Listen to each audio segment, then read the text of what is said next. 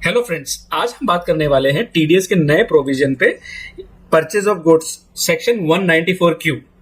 इस प्रोविजन के तहत बायर को अपने परचेज ऑफ गुड्स पे टीडीएस यानी टैक्स काटना होगा। ये सेक्शन 1 जुलाई 2021 से लागू हो जाएगा। जी हाँ, ये एक न्यूली इंसर्टेड सेक्शन है। तो मैं आपको इस सेक्शन को अच्छी तरह से समझने में हेल्प करूंगा और साथ ही कुछ पॉइंट्स क्लेरिफाई भी करूंगा। अगर आपको फिर भी कोई डाउट्स बच जाते हैं तो आप मुझे कमेंट कर सकते हैं। अगर ये वीडियो आपको अच्छी लगे दोस्तों तो इसे लाइक करके अपने फ्रेंड्स और रिलेटिव के साथ में शेयर जरूर कर दीजिए। आप हैं मनी इकोनॉमी चैनल पे और मैं हूं आपका दोस्त जय पंचोली। तो चलिए सेक्शन 194Q को समझ लेते हैं और ये भी जान लेते हैं कि ये आप पर कैसे एप्लीकेबल होगा। तो ये जो सेक्शन है स्पेसिफिकली बोलता है परचेस टैक्स। तो ये परचेस के ऊपर टैक्स है, तो यानी कि आप जो भी परचेस करते हैं उसके ऊपर टैक्स लगना है। तो आइए पढ़ लेते हैं ये सेक्शन क्या बोलता है specifically. Any person being a buyer who is responsible for paying any sum। तो यहाँ पे स्पेसिफिकली बोला गया कि कोई भी पर्सन, अब पर्सन इंडिविजुअल भी हो सकता है, वो पर्सन आपका एचयूएफ भी हो सकता है या कंपनी भी हो सकती है। बीइंग ए बायर यानी कि जो भी गुड्स परचेज कर रहा है, so who is responsible for paying a sum, तो उसको बायर को जो भी पेमेंट करना है to any resident for purchase of any goods. तो यह स्पेसिफिकली सेक्शन बोल रहा है कि कोई भी पर्सन जो बायर की कैपेसिटी में कोई भी गुड्स परचेज कर रहा है अगेंस्ट एनी सम, यानी कोई पैसे के एवज में, जो रेजिडेंट है। तो यहां हम सिंपली एक चीज समझ सकते हैं, हमने पर्सन समझ लिया। पर्सन कौन हो सकता है? बायर जो परचेज करेगा, पेइंग ए सम यानी कि कोई कंसिडरेशन है जो पेमेंट है, एनी रेजिडेंट। अभी रेजिडेंट वर्ड स्पेसिफिकली यूज किया है तो इसका मतलब ये जो सेक्शन है ये सिर्फ रेजिडेंट इंडियंस के ऊपर लगेगा। अगर आप कुछ परचेज करते हैं किसी नॉन रेजिडेंट से तो ये सेक्शन एप्लीकेबल नहीं है। ठीक है, तो यहां पर उस रेजिडेंट्स को आगे एज ए सेलर बोला जाएगा। Then for purchase of any good, यानी कि आप जो गुड्स परचेज करते हैं, तो यहाँ पे दो क्लियर चीजें हैं कि यहाँ पे जो परचेज कर रहे हैं वो गुड्स कर रहे हैं, तो यानी कि सर्विस यहाँ पे एम्बिट में नहीं आती है। अगर आप सर्विस अवेल करते हैं तो ये सेक्शन एप्लीकेबल नहीं है। फिर आगे चलते हैं। ऑफ द वैल्यू और aggregate of such value exceeding 15 lakh rupees in A previous year. इसका मतलब यह है कि ये जो आप परचेस कर रहे हैं या तो एक सिंगल वैल्यू आपकी 50 लाख रुपए हो या एग्रीगेट ऑफ सच परचेजेस, और जो भी आप परचेजेस कर रहे हैं एग्रीगेट वैल्यू जो है आपकी वो 50 लाख से एक्सीड कर जाए किसी भी प्रीवियस ईयर में। तो इसका मतलब ये है कि अगर आपने एक परचेस करी या एक से ज्यादा परचेस करी और अगर वो परचेस 50 लाख रुपए से ऊपर की है, चाहे वो इंडिविजुअल है या आपकी सारी परचेस मिला के अगर 50 लाख से ऊपर की है, तो ये सेक्शन आपका एप्लीकेबल होगा।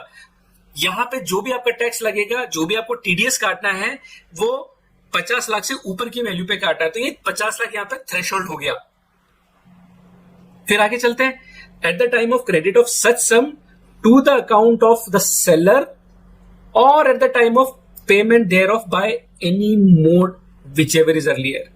तो इसका मतलब ये है कि या तो आप उसको जब भी कैश पे कर रहे हैं या आप क्रेडिट पे सामान खरीद रहे हैं, आप किसी भी मोड से पेमेंट कर रहे हैं, चाहे आप कैश दे रहे हैं, क्रेडिट पे कर रहे हैं या आप एनईएफटी कर रहे हैं, जिस भी तरीके से कर रहे हैं उसी मोमेंट पे आपको ये टीडीएस काटना है, जो भी पहले हो जाए, whichever is earlier।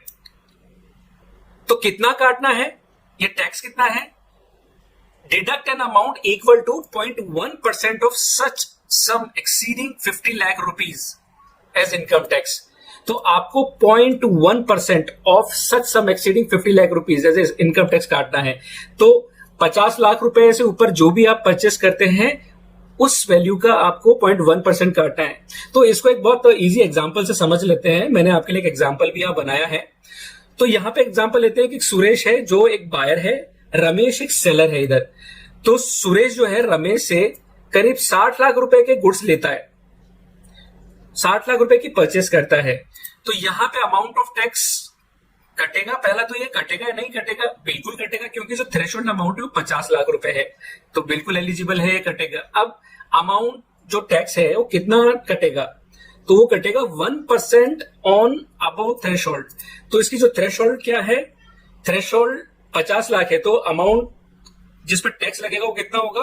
60 - 50 आपका 10 लाख रुपए, जी हाँ, इसके ऊपर आपका 0.1% से टैक्स लगेगा। तो अब इस सेक्शन का एक्सप्लेनेशन वाला पार्ट भी समझ लेते हैं कि एक्सप्लेनेशन में क्या बताया गया है। तो as per explanation to section 194Q1, for the purpose of this section, buyer means a person whose total sales, gross receipts और टर्नओवर। तो यहाँ स्पेसिफिकली बायर की डेफिनेशन दी गई है कि यहाँ पे बायर किसको बोला जाएगा।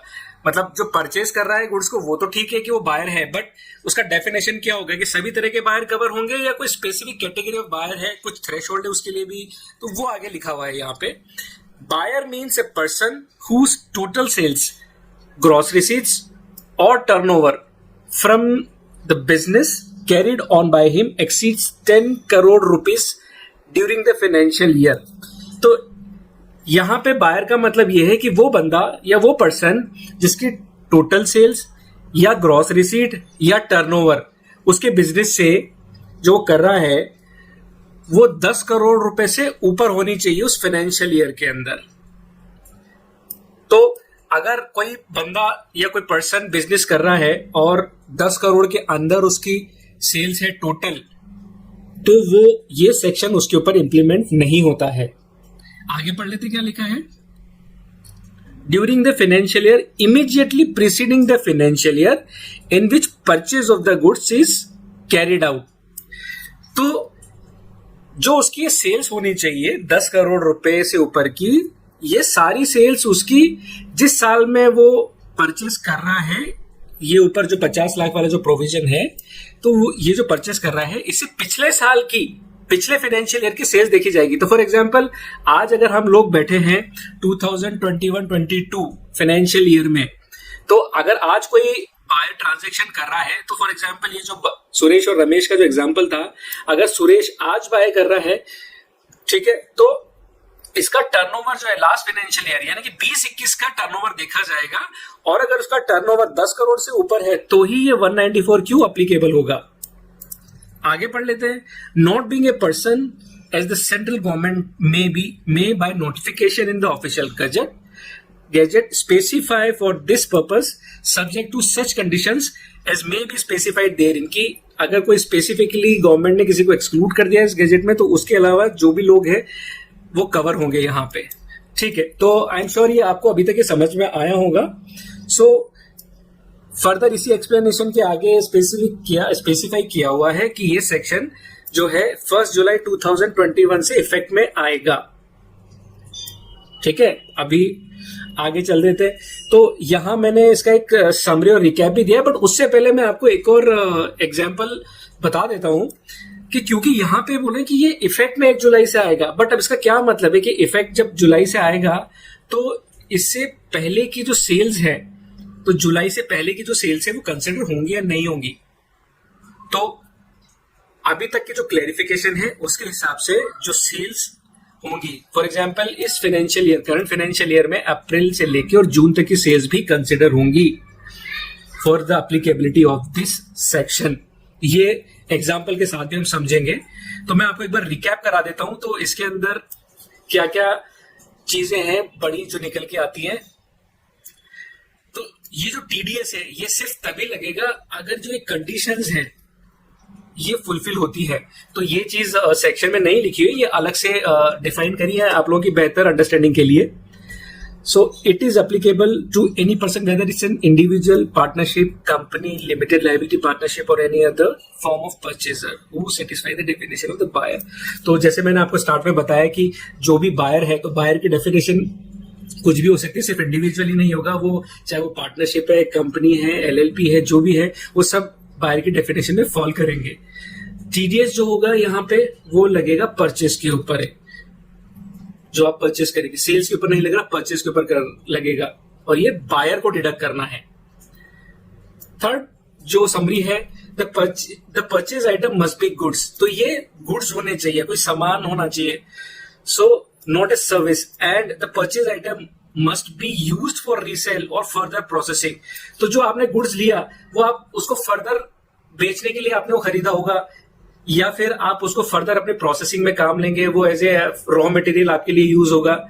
तो ये डेफिनेशन आपकी गुड्स की दी हुई है। देन आपका जो एग्रीगेट वैल्यू ऑफ जो परचेज है वो 50 लाख से ऊपर होना चाहिए। अगर सपोज करिए आप सिंगल ट्रांजेक्शन साल में एक ही ट्रांजेक्शन करते हैं, या साल में आपने जो भी ट्रांजेक्शन किया और सब मिला के 50 लाख तक आते हैं, तो भी ये आपके ऊपर अप्लीकेबल नहीं है ये वाला provision 194Q। Then TDS shall be deducted at the time of credit of such sum to the account of the seller और the time of payment thereof in any mode. तो ये जो टीडीएस काटना है ना, ये टीडीएस आपको चाहे आप उसको चेक काट के दे रहे हो पेमेंट के लिए, चाहे उसको कैश में दे रहे हो, चाहे आप उसको आरटीजीएस कर रहे हो, आप किसी भी मोड से उसको पेमेंट कर रहे हो, जिस मोड को आप उस मोमेंट पे इफेक्टिव करते हो उसी मोमेंट पे आपको ये टीडीएस काटना है। ये लिखा है whichever is earlier. Then rate क्या है, तो रेट स्पेसिफिकली बता दिया है कि 0.1% होगा जो भी इस थ्रेशोल्ड लिमिट से ऊपर की परचेस होगी। तो 50 लाख तो कुछ नहीं है, आपने 60 लाख का ट्रांजेक्शन किया तो आपको 50 से 60 के बीच में जो भी गैप है, आपका 10 लाख रुपए का गैप है, 10 लाख के ऊपर आपका टीडीएस काटना है आपको, ना कि पूरे 50 लाख के ऊपर या 60 लाख के ऊपर। फिर जो नेक्स्ट पॉइंट है, the aggregate sales gross receipts और turnover from the business carried on by the buyer exceed 10 crore rupees. तो ये अभी प्रोविजन मैंने पहले ही बता दिया कि आपका 10 करोड़ रुपए से ज्यादा की आपकी जो है प्रीवियस ईयर के अंदर सेल्स होनी चाहिए, तभी आप ये एग्जीक्यूट कर सकते हैं, तभी आप ये टीडीएस काट सकते हैं। तो इसका एक क्विकली मैं एग्जांपल देता हूं कि फॉर एग्जांपल रमेश है, रमेश की जो टोटल सेल्स है वो पिछले फाइनेंशियल ईयर 20-21 के अंदर 10 करोड़ 20 लाख रुपए थी, तो क्योंकि उसके 10.2 करोड़ रुपए की सेल्स थी इसलिए वो इस एम्बिट में आ जाएगा। यही अगर रमेश की सेल्स पिछले साल एग्रीगेट जो सेल्स है वो 5 करोड़ रुपए करीब होती, तो ये रमेश जो है इस 194Q के एम्बिट में नहीं आता। नाउ अभी किसके ऊपर एप्लीकेबल नहीं है वो भी हम जान लेते हैं। The transaction to which section 194Q doesn't apply. 1. Where tax is deductible under any provision of the income tax act 1961। तो ये बेसिकली जो आपका किसी भी और प्रोविजन है, किसी भी और सेक्शन में अगर आपका टैक्स करता है तो वो एप्लीकेबल नहीं है। Where the tax is collectible under the section under the provision of section 206। तो अगर 206C के प्रोविजन में अगर कोई टैक्स करता है तो नहीं होगा। However exam does not apply in case where the transaction is covered under section 206, right. तो ये दोनों ही सिनेरियो के अंदर एप्लीकेबल नहीं होगा। अब जो आपके लिए मैंने 2 क्लेरिफिकेशन बना के रखे हैं जो क्रिटिकल मुझे लगे। तो पहला एप्लीकेबिलिटी ऑफ परचेस। तो मैंने जैसे आपको बताया, आपसे ऊपर आपको बताया कि मैंने की एप्लीकेबिलिटी कब होगी, तो वहां वर्ड यूज किया है कि ये इफेक्ट में आएगा प्रोविजन 1 जुलाई से, लेकिन सेल्स 1 जुलाई से ही कंसिडर होगी, उससे पहले की भी होगी, तो सेल्स पुरानी भी कंसिडर हो सकती है। तो सेम एग्जांपल सुरेश रमेश का, सुरेश बायर है, रमेश सेलर है। तो सुरेश जो है करीब 30 लाख रुपए के गुड्स परचेस करता है अप्रैल से जून के अंदर, ठीक है, अप्रैल से जून 2021 में अगर परचेस करता है रमेश से, तो अमाउंट ऑफ टैक्स क्या होगा, 0.1% होगा ऑन अबव थ्रेशोल्ड लिमिट। तो यहाँ पे अगर सपोज करो अप्रैल से जून के अंदर उसने परचेस किया है और फिर जुलाई के अंदर सुरेश ने 30 लाख के और गुड्स परचेस कर लिए हैं, देन टोटल जो परचेज हो गई सुरेश की वो हो गई आपकी 60 लाख रुपए की, यानी कि और थ्रेशोल्ड कितना 50 लाख थ्रेशोल्ड से ऊपर है। तो थ्रेशोल्ड के ऊपर जितना भी अमाउंट है यानी कि 60 लाख माइनस 50 लाख रुपीज, तो 10 लाख रुपए के ऊपर सुरेश को यहाँ पे टीडीएस काटना है, ठीक है। तो नेक्स्ट क्लैरिफिकेशन है कि ये जो परचेज है ये जीएसटी पे एप्लीकेबल होगा नहीं होगा, यानी कि जो परचेज है परचेज जो वैल्यू है ये जीएसटी इंक्लूसिव करके एक्सक्लूड करके है। तो ये जो परचेज की वैल्यू है इट इज एक्सक्लूडिंग जीएसटी, तो जीएसटी को एक्सक्लूड करके जो है वैल्यू रहेगी। तो दोस्तों ये पूरा सेक्शन आपको समझ में आएगा और ये क्रिटिकल क्लैरिफिकेशन थे जो मैंने आपको यहाँ पे दिए, और अभी बहुत से क्लैरिफिकेशन और बहुत सी क्वेरीज है इनफैक्ट रेगुलर प्रैक्टिस के अंदर भी और जो कस्टमर्स उनके दिमाग में भी जैसे जैसे क्लैरिफिकेशन आता है ना ये सेक्शन और रिफाइन होता जाएगा, और कुछ और क्रिटिकल क्लैरिफिकेशन रहेंगे तो मैं आपको और अपडेट करूंगा उस चीज के लिए। तो आप अगर मेरे चैनल पर नए हैं, मुझे आपने सब्सक्राइब नहीं किया तो चैनल को आप प्लीज सब्सक्राइब करके बेल आइकन जरूर दबा दीजिए जिससे आपको अपडेटेड नोटिफिकेशन सबसे पहले सबसे टाइम पर मिले। ये वीडियो अगर आपको पसंद आया तो शेयर कर दीजिए, शेयर कर दीजिए, तो दैट वो भी इस प्रोग्राम को समझ सकेंगे।